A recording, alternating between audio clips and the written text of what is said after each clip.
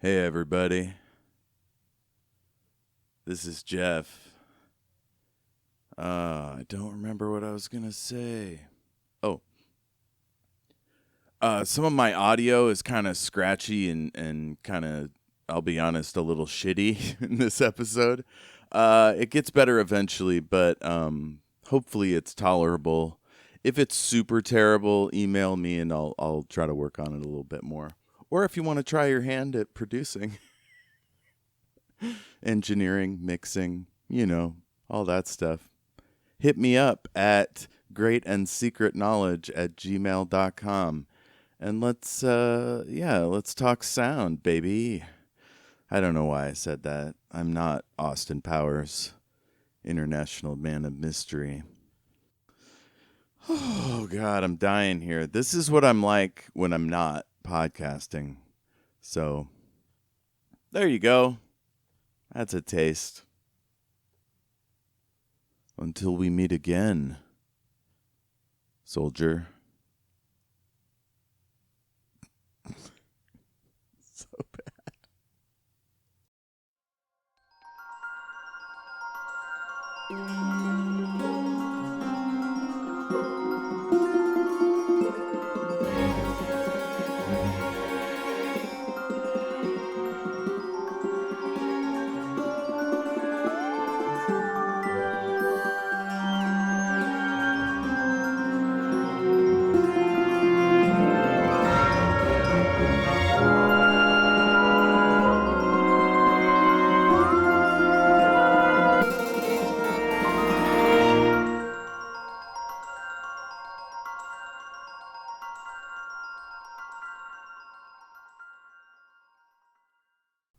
This is The Great and Secret Knowledge, a speculative fiction podcast. I'm Jeff.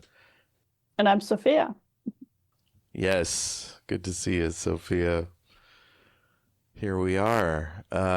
It's late December. This probably won't come out for a little while. I'm a bit backed up production-wise. I'm fine in the digestion area. Less said about that, the better. Sorry, that was less being said. Anywho, let's get into the Vor Game by Lois McMaster Bujold.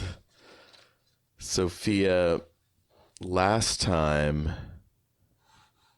where did we leave it? Had Miles gotten to Pole Station already?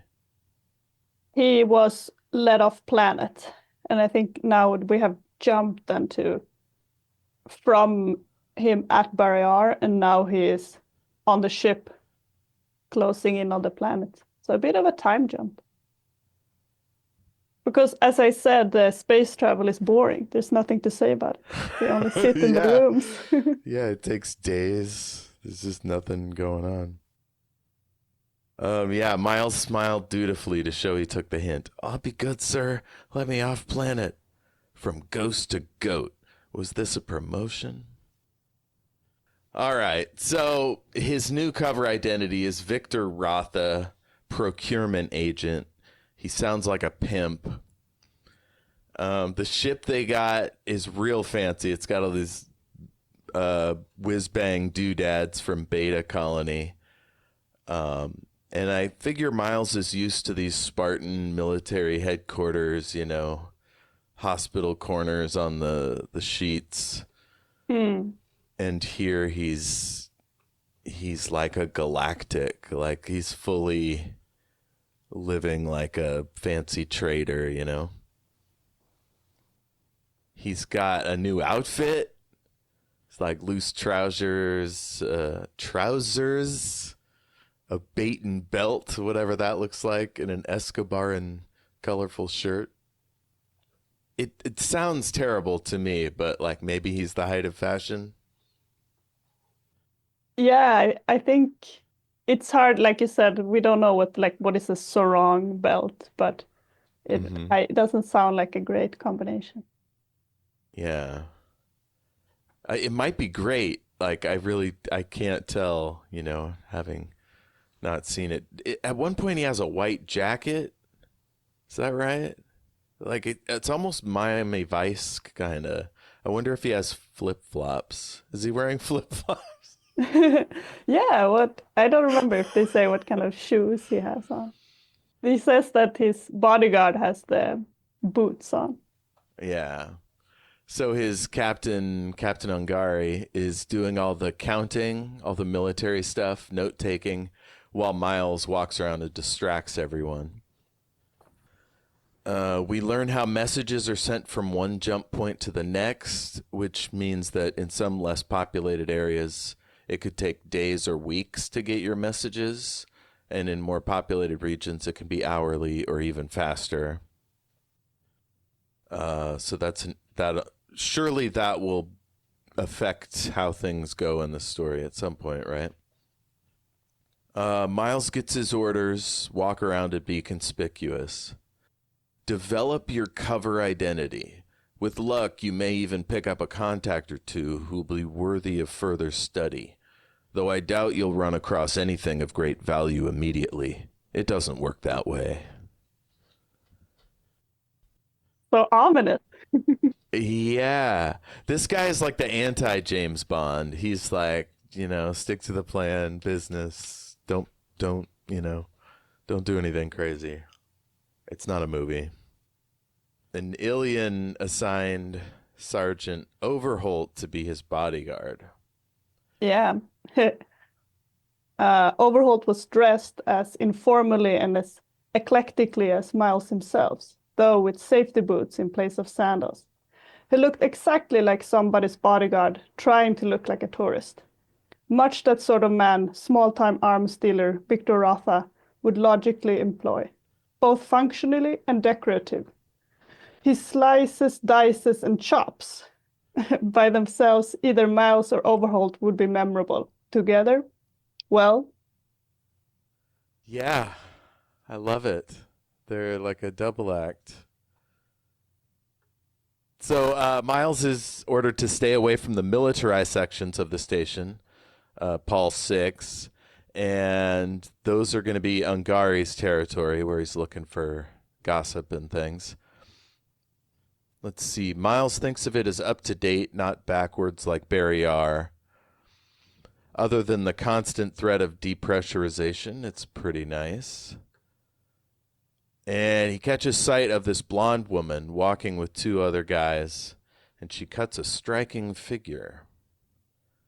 She was short, but astonishingly intense, slight figure and white blonde hair cropped close to her head, giving her an odd elfin look. Her black jumpsuit seemed shot with electric sparks, flowing over her skin like water, evening wear in the day cycle. Thin-heeled black shoes boosted her a few futile centimeters. Her lips were colored blood carmine to match the shimmering scarf that looped across alabaster collarbones to cascade from each shoulder, framing the bare white skin of her back. She looked expensive. I have to ask Ms. Bujold, I feel like she's managed to recreate the male gaze, but in a way more elegant and tasteful way than like your average sci-fi man. Pretty great. So he meets Mr. Liga, who is his possible client for weapon sales. Liga points out the agent for House Fell, who's an armament supplier from Jackson's Hole. Jackson's Hole has stayed neutral in this current hostile situation vis-a-vis the Hagen Hub wormhole nexus. I think it's fun in these early books that there's a lot of mention of Jackson's Hole, but it's always like smaller mentions, and it's fun because later on there will be more, centered on that. But it's almost like a sneak peek, like, oh, look at this place. Yeah, if you've read the four earlier ones, like in the chronology of the universe, you've seen Jackson's Hole kind of dip in and out, but yeah, at a certain point, they might even be as influential as Sita Ganda, who are like the other big time player. It's kind of strange the way it's like these two empires and then these like city states, but they're planets, you know, like Beta Colony and Paul and Vervain and all that. Anywho, Miles pitches his various items for sale to Liga, and the guy's like, that's fine, whatever. And he says his next thing is illegal. And Liga points out that that sort of business can happen out in space farther away from the station. The problem... Go ahead. The problem comes in delivering the cargo back into local space. Difficult deliveries are one of my specialties, Miles assured him. For a small purchase, of course. Yes, he's playing the sneaky little smuggler guy. It feels like a real greasy thing to say. Difficult deliveries are one of my specialties. We learn the difference between plasma arcs and nerve disruptors. Miles pitches something new, special suits that protect the wearer from disruptor shots. Liga admits that they use nerve disruptors a lot in his business, thus giving the lie to his story about them being purely for defense. Because, you know, the point is to never have to use them, so why are you using them so much?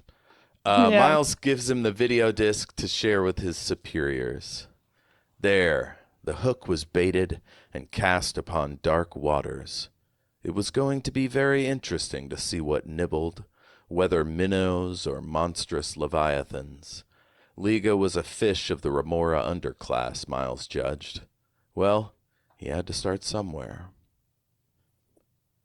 I wanted to comment a little bit about these weapons, because I think if someone has only read this book, they might wonder, why would you even need other weapons if you have, I don't know how much they've talked about, but like if you have stunners, why would you need something else? Because if you stun someone, then they're out of the way, and it could be like unless you are specifically, like, why would it be in any situation acceptable to have the nerve disruptor? But I think in a previous book, it was interesting that Errol said that, if you have a stunner, people will rush you, but if you have a nerve disruptor, they will not. So I think it's like interesting world building to have these different types of weapons rather than in our world, it's like, oh, do you have a gun or a knife? And then that's not as...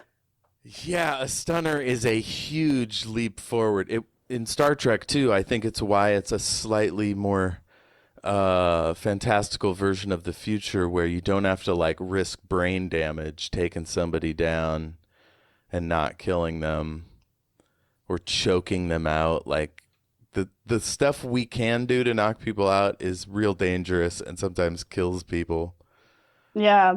Just to have a stunner, forget about it. And then yeah, if it's war, you need that nerve disruptor so people will stay away. I think that it could probably use the stunner, but it would be much more dangerous for the other person. So it depends on like how much you cared about the enemy. But I wonder though how many times it happened if you stun someone. What if they fall backward and hit their head and maybe they get internal bleeding? Yeah, I like that the way Bujold writes. That's possible. Like I probably shouldn't get into that. That's from an earlier book, folks. Check out The Warrior's Apprentice, and you'll know what I'm talking about. But yeah, sometimes little things lead to someone's death. Miles is musing about how being Victor Rotha is easier than being Naismith. And then some joker shouts his name in public. He gets real suspicious. It's a guy he knows from the Dendarii, Clive Chodak. Miles says, I'm not Naismith. I'm Victor Rotha. Clive is confused but takes the hint and leaves with a plan to meet Miles later. There's a great quote here. Miles restrained the impulse to bite his napkin in half. I definitely have felt like that before. It's like I'm so fucked. It's funny also that he reacts to the name and then he's like, no, it's not me. Like, it's too late. Dude, you're bad at this. This is your first mission. Come on now. Less than an hour later, Chodak arrives at Miles' ship. Miles thinks he's benevolent, but isn't sure, so he and Overholt play it safe. Miles says he can't replace Bothari. And I don't think we know anything about Bothari yet, do we? No, I don't think so. I don't even know if we learn anything more in this book. So that's funny, like just like, oh, this is another thing that is not relevant to this book, but yeah. Maybe But it's like this guy surely would have known him and knew he died. Oh, fuck. I'll put a spoiler warning. Maybe you can bleep it out to be like, and no, he bleep. Anyway, this guy definitely would have known Bothari, so it makes sense that he would mention him. Let's see. What's our next quote? Bad idea. Overholt frowned. Bad idea. Overholt frowned. This is. Hold on. They're talking about the upcoming meet with Liga. Go ahead. Oh yeah. Bad idea. Overholt frowned. Suppose he jumps you. Miles' fingers tapped nervously on his trouser seam. It's a possibility, but we're heading for Oslo next, where the Denderai are stationed. Angari says, he may be very useful information, if he tells the truth. Even lies can be revealing. Yes. Miles has all the wisdom at 22 or whatever he is. But I think he also kind of just says whatever to justify his own point. If he didn't want to talk to him, he would be like, no, it's not a good idea. And he would have all these reasons why. He's just got like binders with like all these different flashcards for each step. Yeah. So Chodak's been made sergeant since Miles was with the fleet. Oser has taken back the Dendarii and changed the name back. Miles explains that he's acting as an arms dealer for some mysterious reason. And Chodak confirms that the Dendarii are stationed at Aslan Station. Chodak wanted to warn Miles that he didn't mean to blow his cover, but he's pretty sure he has. And then he asks what Miles is up to. I'm afraid I can't discuss my plans, not even with you. Chodak gave him a penetrating stare from black almond eyes. You always were tricky. As an experienced combat soldier, do you prefer frontal assaults? No, sir, Chodak smiled slightly. Miles just, it's like he's always kind of tapping his nose, like, don't even worry about it. Everything's under control. So Miles thinks about how many of the people on Paul Station must be spies. And then, not to mention double agents. Should they be counted twice? That was just one of those cute little lines that stands out. Miles gives Chodak a line of bull about where he's been the past 4 years. And then he finds out that Tung has been demoted to a nothing job because Oser doesn't trust him.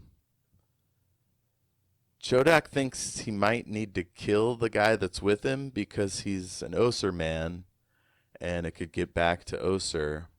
And Miles says he doesn't want to start a civil war in the command ranks. Not yet, anyway. Yeah.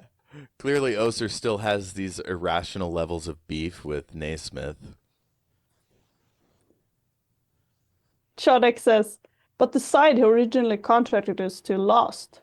Not so. Both sides gained from that truce we forced. It was a win-win result. Except for a little lost face. What?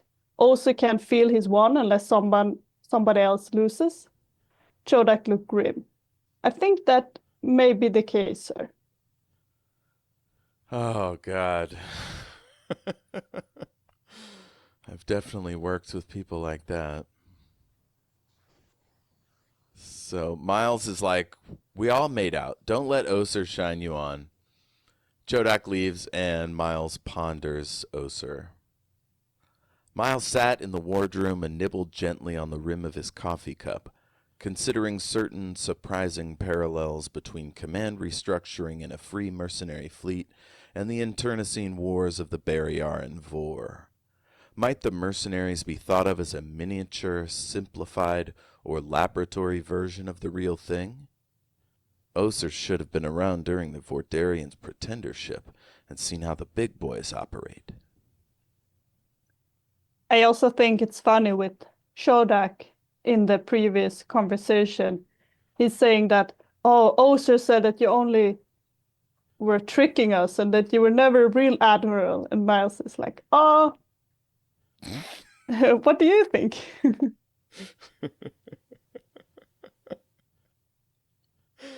It's not like he ever told them where he got his admiral stripes or whatever.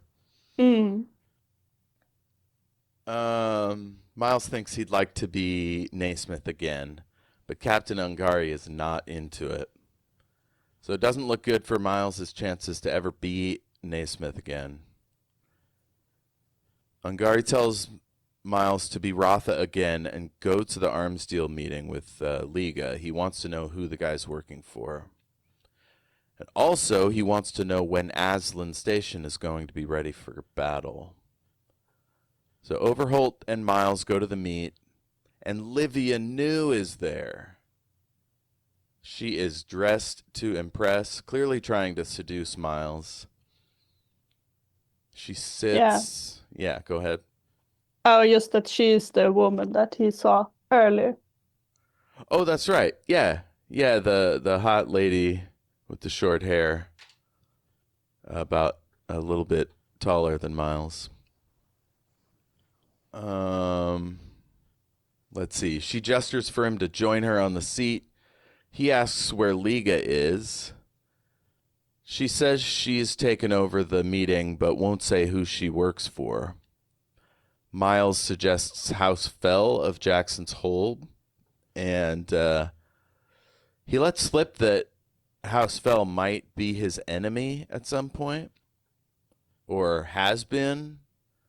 It's unclear, and she suggests that the guards leave them to talk. Miles smiled in what he hoped was a friendly way. She looked positively seductive. Miles eased cautiously back into the cushions and tried to look seducible. A veritable espionage fantasy encounter, of the sorts Angaria had told him never happened. Maybe they just never happened to Angaria, eh? My, what a sharp teeth you have, miss.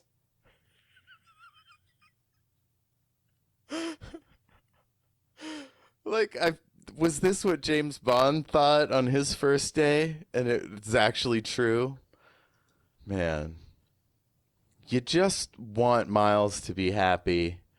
And if that means getting some weird strange on a job, like, well, okay. It's probably not going to go well. It's a funny combination, because it's like, he's very smart, but he's also a young man. So then he's like, okay, but, how much should I don't know. It's hard to explain, maybe for himself as well. For sure. So she pulls out that disc that he had given Liga, which confirms for Miles that she's his boss. So he pitches the deal. She says the quantity of suits, 50, it's too small. And he's just dropping answers for everything. Once again, I wonder if he's like written all this stuff down or just thought it over, or if he's just coming up with it off the top. She says she wants a small suit to fit her body. And he says they don't have one, though he would like one. And he's got some people working on it. She suggests that he won't be leaving the station. And I was like, Miles, That's a red flag, right? Like, why would she say that? That's strange. Yeah. I also He think, Go ahead. sorry, I just wanted to comment on these suits that, as I understand it, they are actually real suits that exist in Beta Colony, but I don't know. There's not really any reason that they need to be real because I assume they were not planning to deliver any to anyone. So I wonder why not just make up a weapon and be like, oh, this weapon is cool. And people is like, I want it. There are Or do you think points that, where Miles sits back and speculates about what the hell's going on. Like, was there a real Victor Rotha? Did they kill him and take his ship and his Baden, disruptor suit? Is it a oh, real yeah. suit? Like, are the Batons paying them to like schlep these things and like raise up the price? Like, there's a million different things that could be going on, and Miles knows none of it. That's a good point. But I just think I don't feel like Beta Colony would just be like, oh yeah, have our suits. Like, wouldn't they want to keep them? But I don't know. Maybe they would sell them to the highest bidder. Yeah, I don't know. I don't know how military tech just falls off the back of a truck, but it happens here all the time. Like, soldiers are always dropping their gun off a bridge or something. It's an epidemic Mm, because we don't pay them enough, probably. yeah. How much are the Batons paid? That's the question. Yeah, yeah. Hopefully, Batons are paying their people well enough so they don't trade away the weapons. So he tells her where they're going next, thinking it's fine because Ungari will have filed a public flight plan. Then he starts pondering, like, what if I got with her? And he's wishing he knew who she worked for. She clearly wants to get down, and he chickens out. I don't do everything for business reasons, she purred. Why, indeed, should she bother to seduce a sleazy little gun runner? What pleasure was in it for her? What was in it besides pleasure for her? Maybe she likes me. Miles winced, picturing himself offering that explanation to Ungari. I can't imagine trying to think about, like, how am I going to write this report the next day or whatever if he hooks up with a lady at a meeting. It seems like a terrible idea. So she's caressing his neck and she tightens her hand down at one point and he just leaps to his feet. He feels like a total jackass, grabs the disc and just dips out, and she has this weird laugh that echoes down the corridor. Maybe this is her favorite pastime, is to just like freak everyone out. Maybe he could, if he had slept with her, maybe he could be like, oh, I didn't want to break cover, because it would be suspicious not to. Yeah, Victor Rotha is a freak. This guy gets down all over town. I can't fail the cover identity, Captain. So, they get back to Ungari to give the report, and Ungari's like, "We don't have time. I just got new orders. You want to read this one?" Yeah. I've just received an advance warning. Bare minutes. Advance warning of an arrest order being put out by Pulse 6 Civil Security for Victor Rafa. But I never touched the lady, Miles protested, dizzied. Liga's body was found murdered in your meeting room. What? Poor Miles. He's So being do you think, framed. yeah, but I was gonna ask, do you think if they had fucked that the police would be coming? I don't know. It would not be, maybe it wouldn't be long enough. It all depends on what she wants. Like, if she's willing to murder Liga just to get a disc, like in a meeting, like, what stops her from killing Miles? But she's already framed him. I don't know. I think she wants to get out of there as quickly and quietly as possible. I think if he had tried to do it, she would have engineered an escape. Oh, I got this urgent call or something. Mm. Because the frame up only works if he's there in the room. Yeah, that's true. But she was there as well in the room, so I feel like it's not that good of a frame. If nobody but you and your bodyguard knew she was there, it's going to be hard to prove in court. You're definitely going to be stuck at the station for a long time. Yeah, I just don't know. Like, if there is evidence that Miles went into this room, then wouldn't there be evidence that she too was there? Yeah, yeah. So that's what makes me think that her plan was just to stall because like I said, she could have killed him. She could have robbed him. Um I think she wanted to know who he was, who he worked for, what he was really selling, and to see if she could get a piece of it.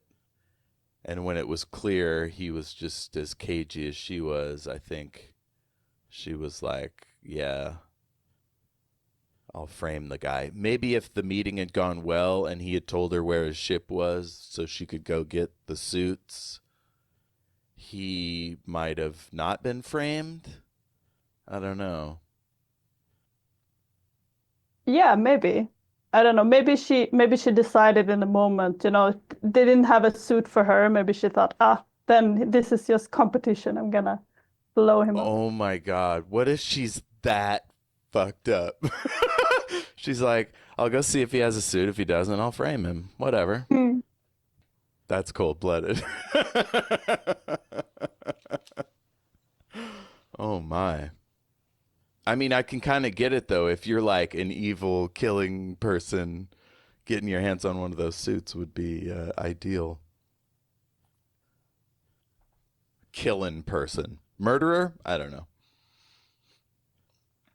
Livia probably killed Liga for the disc, but she didn't get it. Hmm. Is that Miles' speculation that she probably killed him for the disc? She had the disc when they talked, so he means that. Oh, her having the disc is how she got a chance to talk to Miles. Yeah, but I don't know. We don't know enough. Like, she could have killed him for any reason. They could have had previous disagreements. It seems a little bit like to just get a meeting with Miles, and she doesn't use it for anything specific, but Yeah. you can see. So Ungari decides the whole thing's blown. He's going to fly to the Jackson's Hole Consortium, dump their ship, and go to Aslan Station himself. Meanwhile, Miles and Overholt will split up and go back to Barryar their own way. So he takes the ship up and out and on to the Jackson's Hole Consortium jump point station. The Jacksonian Consortium's jump point station. Man, Yeah. say that 5 times fast. But I was gonna say it's so this book is so dramatic with the twists and turns, because we have already several times been like, oh no, now everything changed, and now it's the same here. It's like now you have to go home, and it's everything is flipped again. That's a hell of a cliffhanger. All Miles wants to do is distinguish himself in the field, and he immediately fucks up and has to turn back around. It would be funny if he went home and then the rest of the book was like some relationship drama or something. We just follow Overholt and his adventures, and Miles is just twiddling his thumbs at home. They arrive at Jacksonian Consortium's jump point station. He wants to read something, and there is a freakily large selection of pornography, but Miles is more into military history, so he prints off a few. He tries to change Ungari's mind to no avail. Ungari gets his new orders, and he splits for Aslan Station on his own. Ungari left Overholt to Miles, or vice versa. It was a little hard to tell who had been left in charge of whom. Overholt seemed to be acting less like a subordinate and more like a nanny all the time, discouraging Miles's attempted explorations of the consortium. Overholt seemed to be acting less like a subordinate and more like a nanny all the time, discouraging Miles's attempted explorations of the consortium, insisting he keep safely to his hostel room. Overholt and Miles head over to the shuttle station. Miles is brooding about Livia New. And he's kind of whining internally. She seems to have been interested in him more like an exotic meal than as a person. And I thought it was interesting to see objectification going the other way from a woman to a man.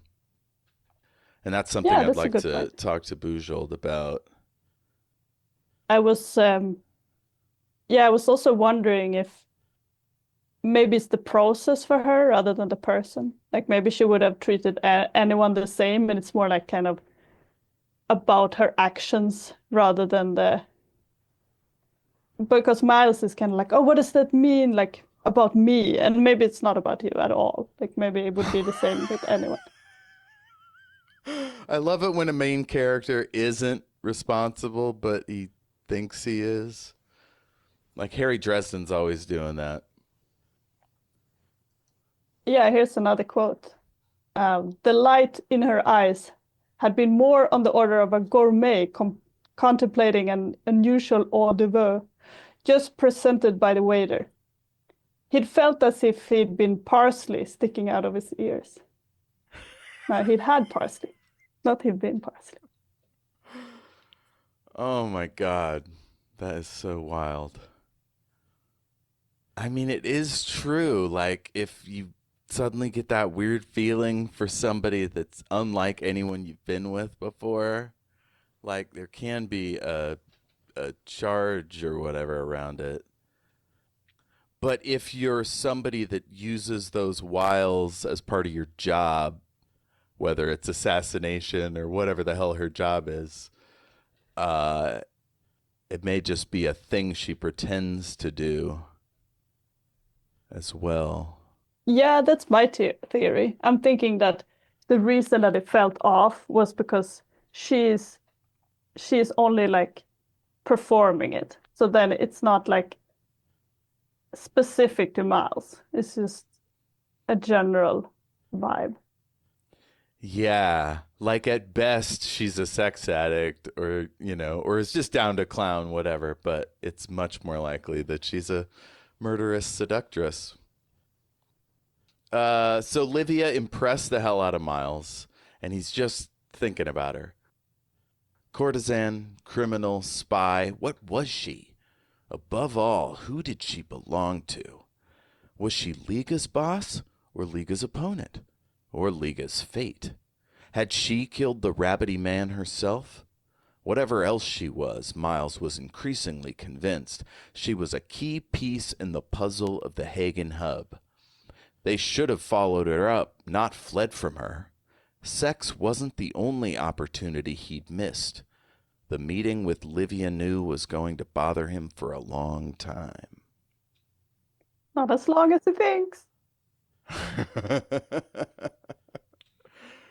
I was interested where he said or Liga's fate. I thought it was sort of like assumed, but I guess it could have been a fourth party that saw them meet and decided to kill Liga. But yeah, it's most likely that she did it or ordered somebody to do it. Yeah, it would feel simpler in a story sense. But yeah, it could have been that she really was working with Liga and that the other party was just killed Liga and framed Miles. Maybe because they were, upset that he will sell to these people and they wanted them to sell to them instead. So Miles is arrested for Liga's murder. He protests. Someone named Cavillo bought Miles's warrant off a pole and is using Jacksonian Consortium security to pick him up. Miles needs to come up with 20,000 Baton dollars to get out of this. If I do my conversions right, that's like $1 million regular dollars, like, or hundred, or no, it's what is 100,000 Baton dollars is 5 million Barrier and marks, which I think of as like dollars. Oh, I'm not sure they are. I think that Baton dollars might be dollars and marks might be uh, some other. They're like Uh, 520 times yeah, as much or something. yeah. No, I think that because for me, I'm used to thinking about it as with in Sweden we have the krona, and there it's like worth only a tenth of a dollar. So I'm thinking Mm, about the marks as, oh, this is like krona, and the other ones are like dollars. gotcha. Either way, it's a ton of money that he doesn't have. He's going to Yeah. miss his ship unless he can figure out a way to deal with this. Miles and Overholt discuss their options, and as they're about to be wrapped up, he tells Overholt to try something. Overholt does some punching and kicking. Miles runs for it. He's pretty useless in a fight, I guess. He gets hit by a tangle field, and I have to wonder, have we seen these before in the series? Like You and Me, 4 books previous. No, I don't think so. Maybe it's a useful thing to have in a crowded station so that you don't get hit someone else by accident. Yeah, it makes me think of how I have something like this in a book in the first section, and then I don't use it again until the very end. But then I never use it again in other books, and I'm thinking like this is the kind of thing that drives me nuts is if they have this new technology, why aren't they just whipping it out all over the place, you know what I mean? But it's probably cuz the author was like, I don't want to do that again or forgot about it. I'm sure Ms. Bujold didn't forget about it. She's probably got spreadsheets or something. You should put it in the notes, like, why isn't there more tangle fields? I want more Tanglefields, Lois. Give me Tanglefields. Uh, they leave Overholt knocked out on the deck because he's not worth any money, and then they drag Miles away. And just for fun, they shock the ever living shit out of him with their shock sticks. And shock sticks are fucked up. Like they could just use a stunner and knock you out, but you know why not just poke you with a stick?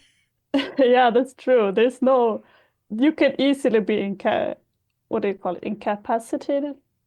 Yeah. So Miles is taken to the station and processed. The cops talk about what to do with him.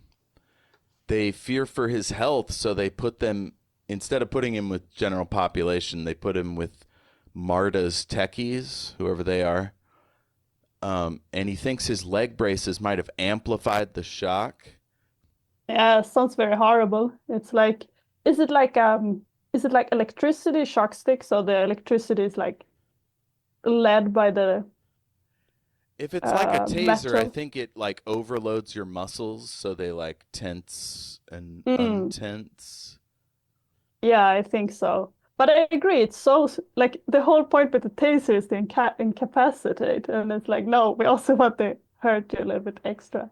So gruesome. Yeah. Yeah, maybe they're tuned up a little hotter in Yeah, on Jackson's Hole. probably.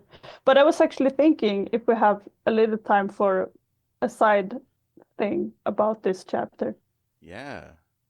That, we talk now about all the different weapons that exists in this universe. And in some way, I realized it's kind of gruesome, because, for example, you have the stunner, and, we think, oh, that's a nice, because you can just incapacitate someone and you don't have to hurt them. But that could also go both ways, because imagine, for example, if there's a protest in this world, and then you could just like stun everyone and the protest is over. Then you don't have to be responsible. Like you're like, oh, we just incapacitated them, don't have to. They weren't hurt. It could also be used for bad guy stuff. Like, yeah, obviously that's terrible to knock out protesters, but like if you want to kidnap someone, it's easier than ever. Or, yeah, slavery.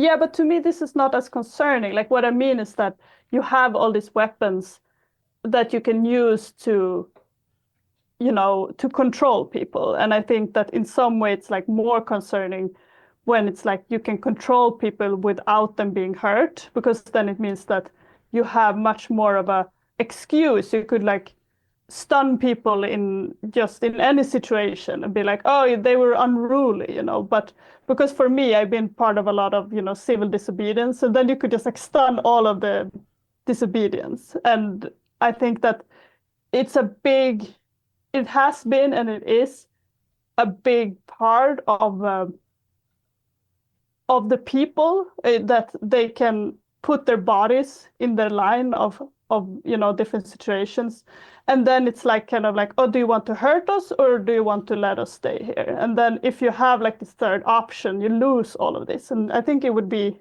hurtful for democracy and for like the voice of the people. Yeah.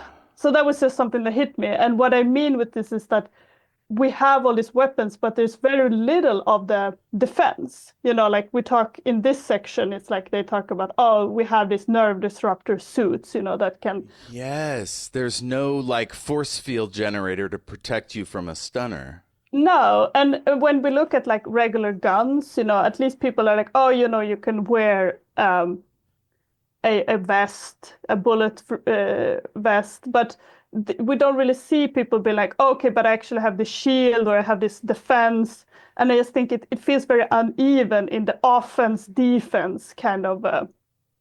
I feel like there should be more, technology that like renders the disruptors useless, or like disarms them or something, because then it would be more. In this way, it's like a little bit worrisome, that there's so many weapons and so little defenses. Yeah, I mean, I think anytime a new weapon was brought onto the market, like it disrupts things. But this is The not new. sword, horse combat, uh, plate armor, like the katana, like what I mean is like there's every great advance in warfare technology, there's a gap there while your enemies play catch up. And we I haven't seen understand that what you in this book mean. yet, like, Yeah, or this series of like, I don't know, this is our first exposure, this suit that can like protect you. yeah, but what I mean is that these weapons are not new. They were 20 years ago. They still had nerve disruptors, and they still don't have any Yeah. defense. Like even, like just some kind of, I don't know. I feel like they would have some kind of little, and I'm not like criticizing the series exactly, because it's not that interesting if it's all like too convoluted, which kind of armor do you have or not. But I just realized that it would be concerning if you have a world like this where you don't really have a lot of defenses against the various weapons. Yeah, and Barrier being a aristocratic empire, like they probably just multi-zap all their protesters. Bait Colony probably like tightly regulates how they're used because they seem real um, progressive comparatively. Yeah, but people are allowed to carry stunners, in the Yeah, public. that's right. That's so interesting. Yeah, that was my detour. Oh, that's good. I like it. So he gets hit by the tangle field. They shock him. Uh, so he thought he'd sampled every sort of agony in the catalog, but the goons' shock sticks had found out nerves and synapses and ganglial knots he'd never known he possessed. Nothing like pain to concentrate the attention upon the self. Practically solipsistic it was. But it seemed to be easing, if only his body would stop these quasi-epileptic seizures which were exhausting him. A face wavered into view. A familiar face. Gregor! Am I glad to see you? So this is one of those funny comedy bits where the guy's like, I'm glad to see you. Holy shit, what are you doing here? he immediately freaks out. He's expecting assassination plots. Gregor just tells him to calm down and shut up. And it's like, we never get to see Miles totally humbled. And he just like respects the hell out of Gregor and does what he says, like right off the top.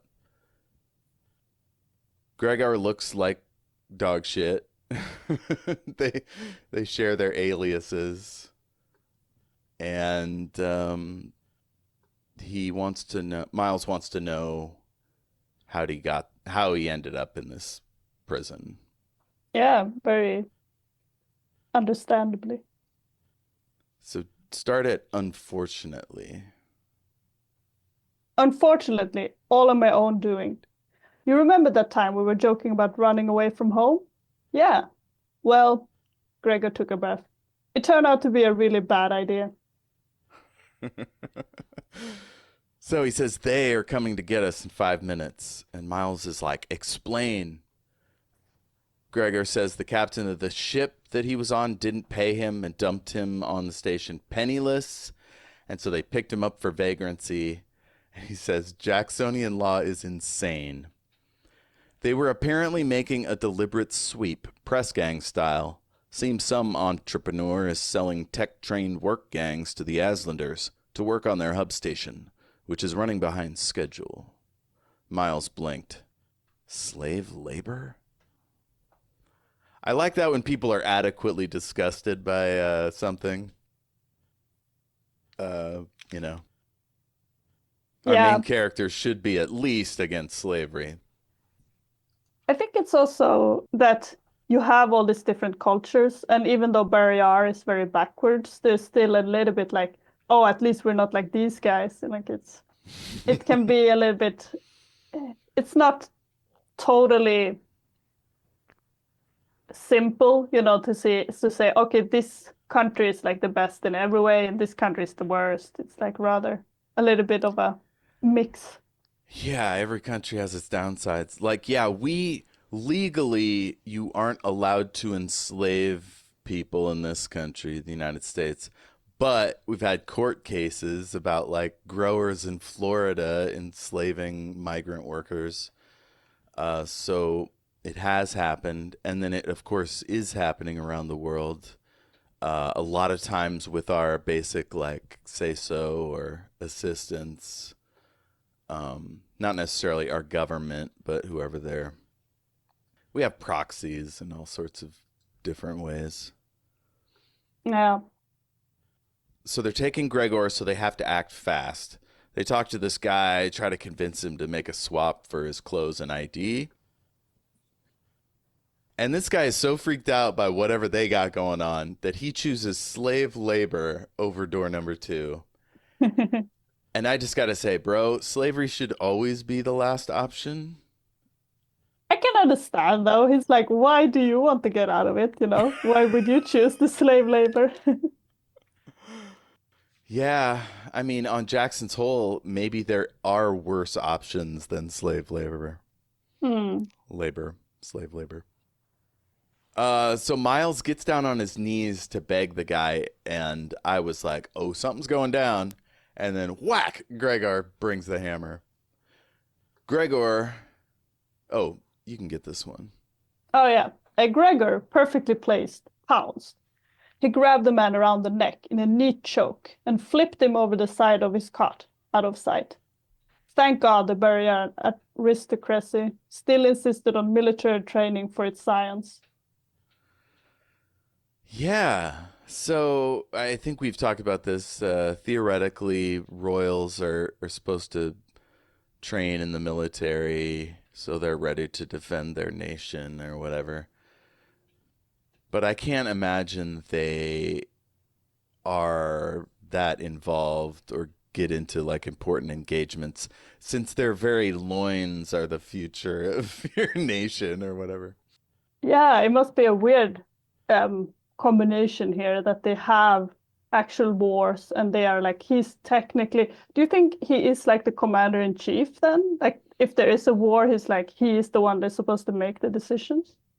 Oh, absolutely. I mean, there's checks and balances, like Miles has brought up, I think, where, or maybe that happens later, but basically that the Emperor is checked in some ways, Yeah, that's true. He is.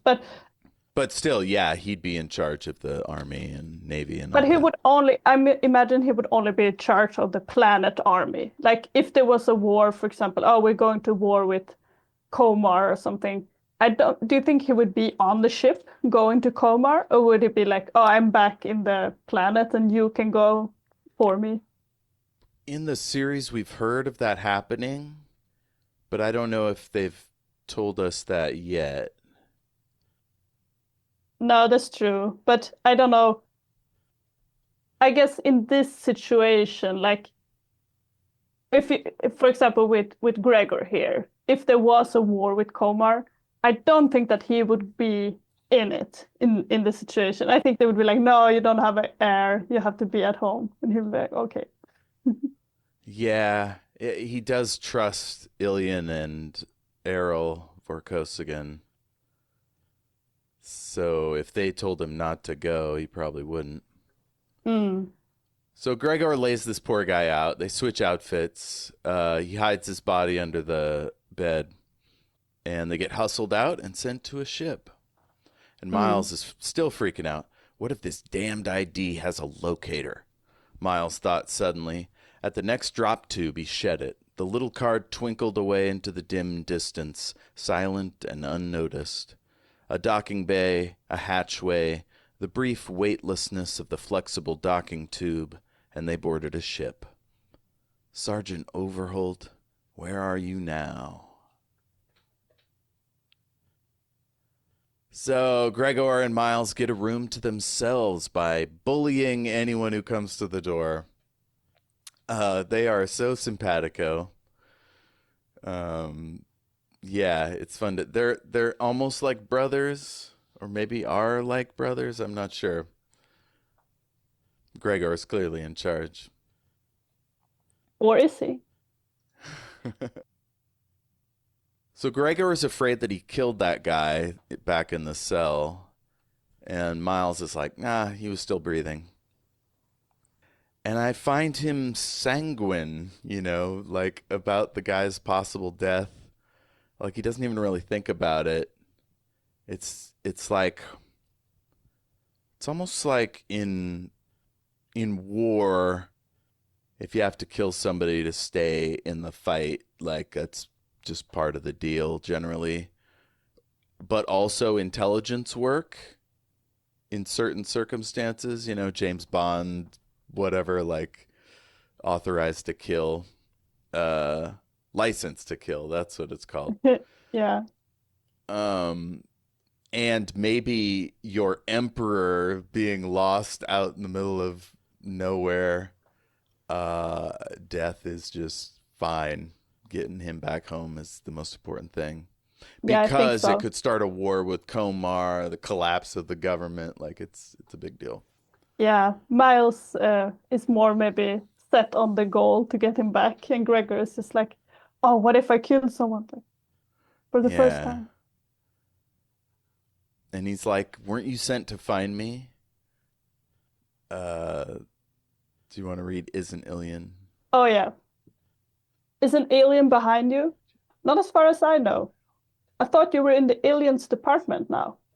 I thought you were sent to find me. This isn't some kind of bizarre rescue? No. Miles shook his head and immediately regretted the motion. Why did he regret the motion? Did he get hurt? Yeah, I think that his nerves are still troubling him. So then when he's like Oh, moving his yes. head, maybe it hurts. Mm-hmm.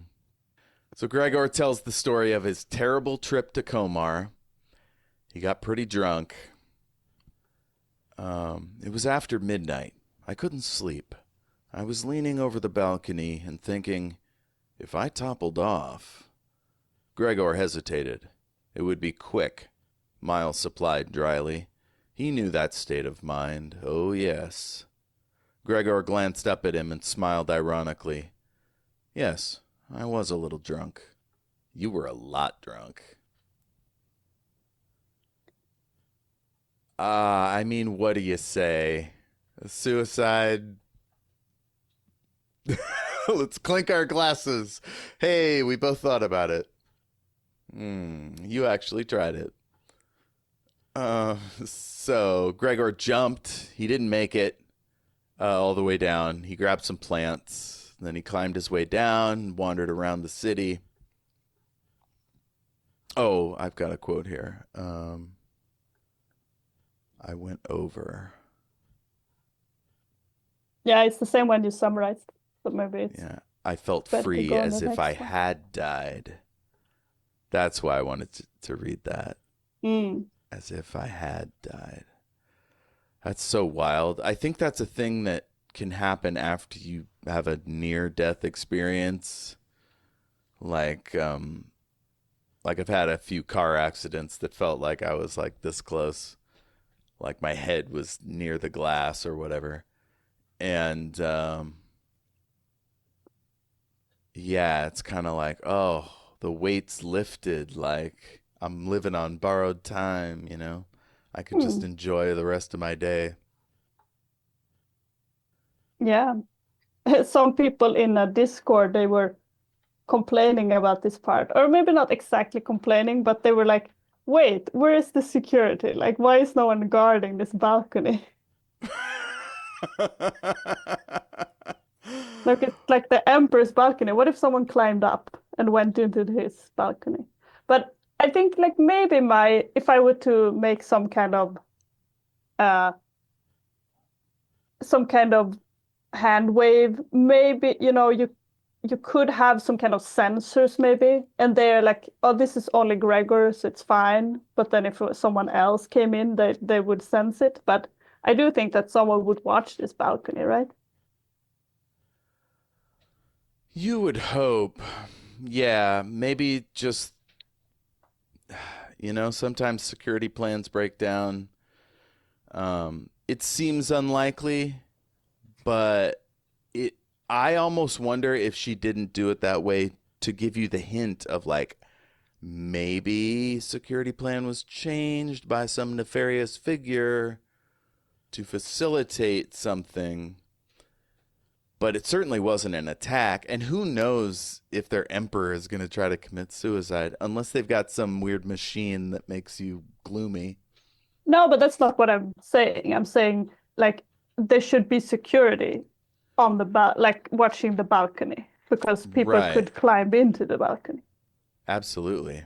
I was just thinking like if someone had made it easier, like, somebody was supposed to watch the balcony, but they pulled them off their detail, Mm, it could be some intrigue going. that's true. They wouldn't expect it to go the other way. Yeah. If somebody was supposed to be watching the balcony and wasn't, like, they're going to be up on charges, I'm sure. But that's the thing. Gregor only knows this part. He doesn't know any of the real aftermath. He got into a freighter thinking the captain was being cool. Miles imagines ImpSec thinks that Gregor vanished from a locked room on Komar. He starts doing the math on like how things would play out, and he decides that the message Ungari got must have been the news about Gregor's disappearance, and that's why he was like, psh, go to the next hot zone, try to see if he's out here. And Miles is very dismayed. Komar, Miles rubbed his temple. Do you realize what has to be happening back there? Ilian will be convinced it's some sort of political kidnapping. I bet he's got every security operative and half the army tearing those domes apart, bolt by bolt, looking for you.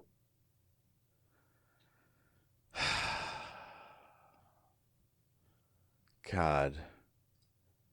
Gregor has pretty strong nerves for a guy that just tried to commit suicide. Like, he doesn't completely collapse in this moment, but I would be like, yeah, Miles, you're right. I'm a complete asshole. I am not good at this. Instead, he just kind of whines about being enslaved. And it's like, yeah, dude. Then he says his suicide attempt was a childish stunt.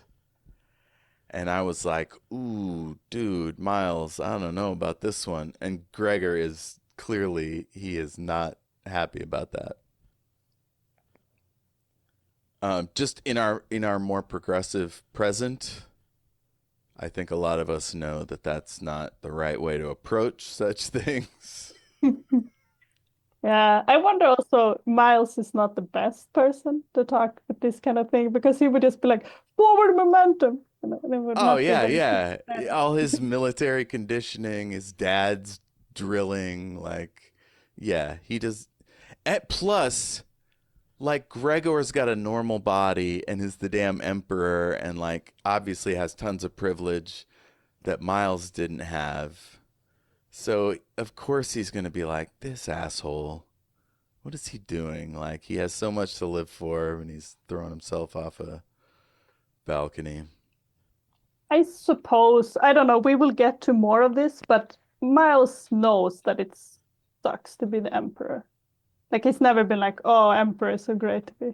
Yes, yes, absolutely. Uh, so for Gregor, the full realization of his position was just beginning to sink into Miles, like lead in his belly. Oh, he's thinking about himself. The full realization of his position was just beginning to sink into Miles, like lead in his belly. I'm the only man in the universe who knows where the Emperor of Barrayar is right now. If anything happens to Gregor, I could be his heir.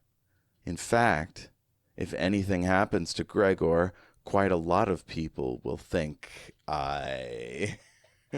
And he just goes on to list all these terrible ways that things could go badly. Yeah, very, very cheery. Yeah.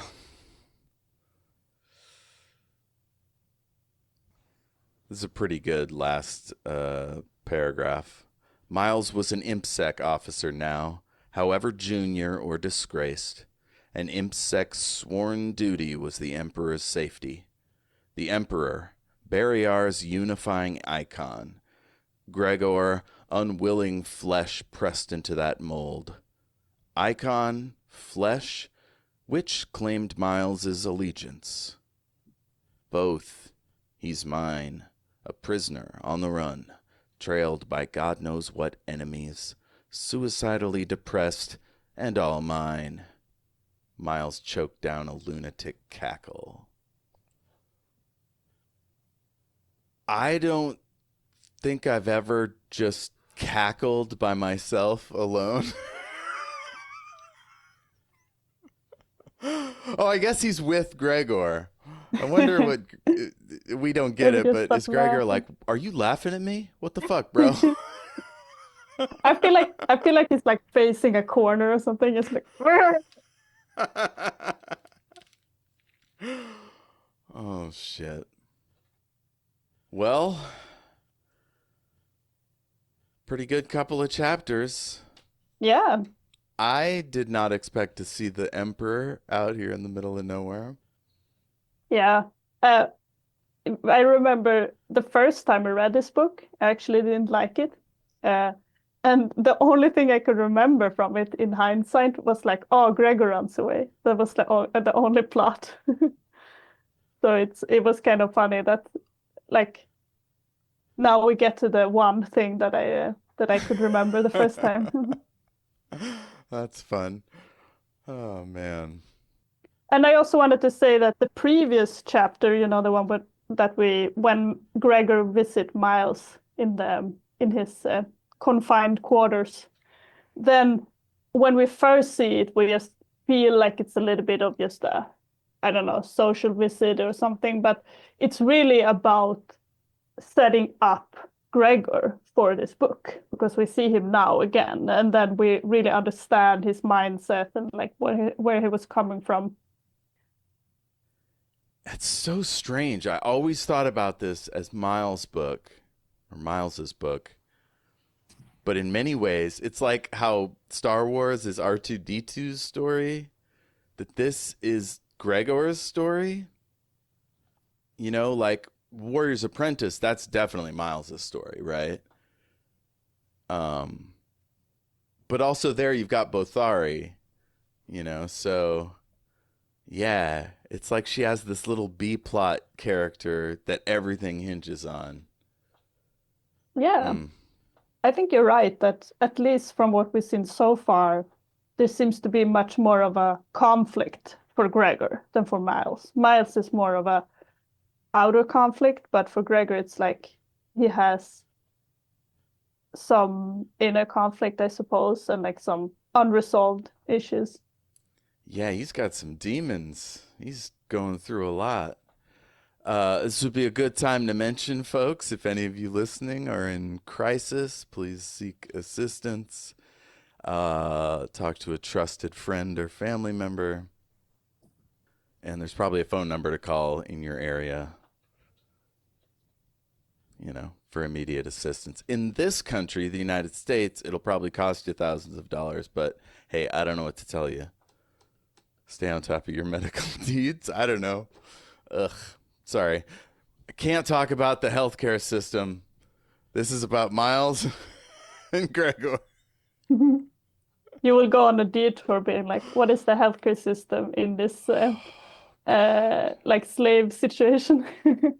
Well, Miles clearly has excellent healthcare. I don't know about Gregor. I would assume he has the best. Yeah, but now when they are here, I Now they're at least, enslaved. Anything could happen. They could lose a foot. There's no yeah, way of probably. knowing. And this is not the best place to have the emperor then.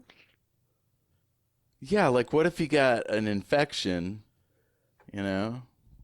They don't have antibiotics. Who knows what they got out here? Well, that was fun. Next up, I assume Gregor is killed, and that kicks off the all the climax and drama. Yeah, what do you think? No, I think Miles will be killed. And then it would be like the point of view will be Oh the yes, Overholt like you wanted to. yeah, I like it. It'll be the Overholt and Gregor show after that, or maybe he'll be a ghost. It becomes a fantasy series. Oh yeah. Hmm. Yeah, it would be some kind of ghost narrator, just looking at everything. They could be useful, if you had a ghost narrator, they could be anywhere and just be like, oh, I see this thing. They don't That's have a to be great constrained at all. point. Wasn't there a book and movie about that? Was it The Lovely Bones, where I haven't read it. the narrator is like, "I died 2 weeks ago, and this is what's happening Oh yeah, now," or something like that. I could see it.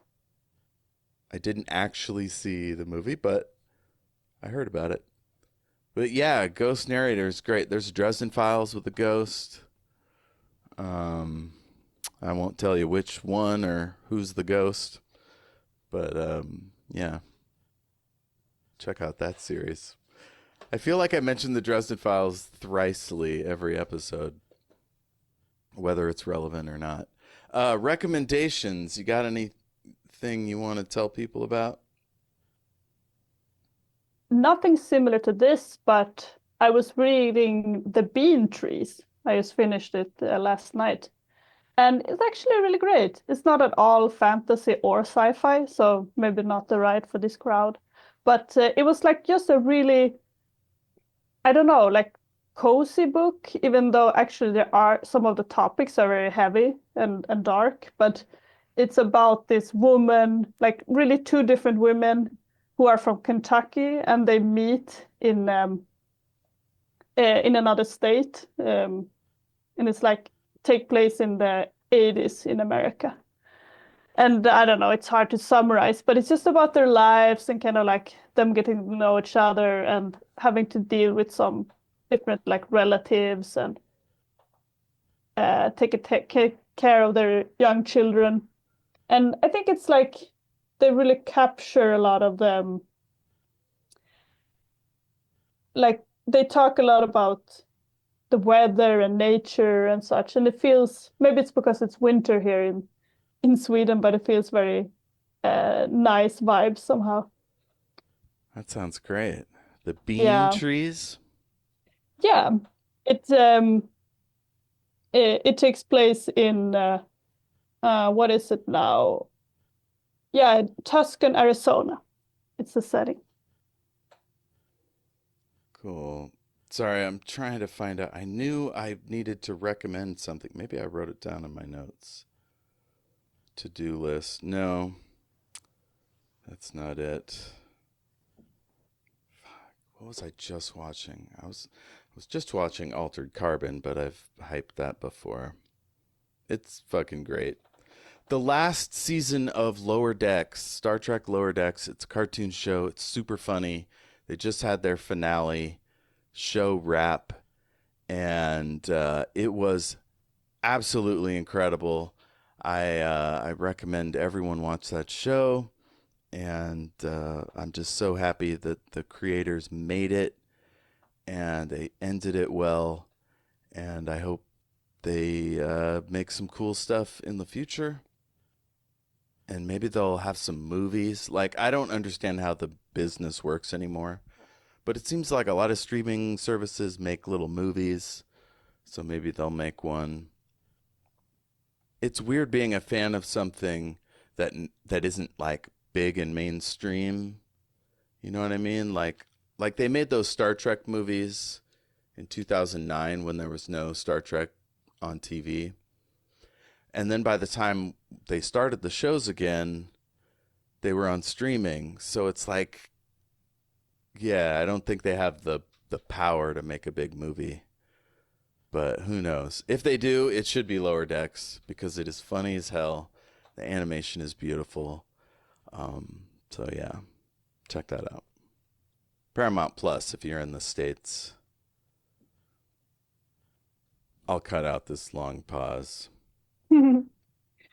One of these days I'll be prepared for this. Oh, I'm in the middle of Semiosis by Sue Burke, which is a fun, like, people colonize this planet and then we go through their generations as they learn more about the settlers, or I mean, the previous inhabitants and animals and plants and stuff.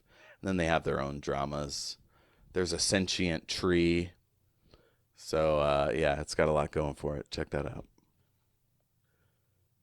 And that should do it. Anything else, Sophia? No, I don't think so. All right. They can find you through us. Email us greatandsecretknowledge@gmail.com. We're on Facebook. Please tell your friends about us. Spread the word. And if you think we should be covering something, let me know. And if there's a podcatcher we're not on, tell us and we'll make that happen. Me, I have a show. It's called Shattered Worlds RPG. You've probably heard about it already if you're at this late stage. But if not, it's a actual play set in the world of my novels. It's called Shattered Worlds RPG. I said that. There's zombies and robots and wizards and spaceships. It's a lot of fun. And then Omniversal Escapades every other Sunday night at 6:30 Pacific Standard Time. We're on twitch.tv/Omniversal Escapades. And all those episodes are archived over at YouTube. So, yeah, look for that.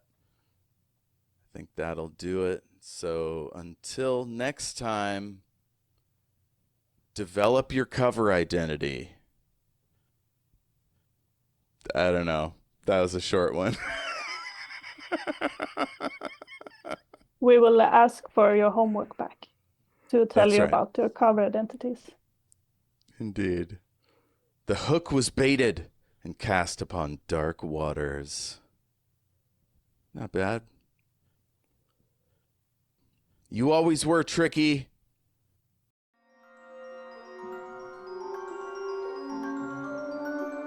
A huge thanks to James Lark of jameslark.co.uk for providing our wonderful theme song. Thank you, James.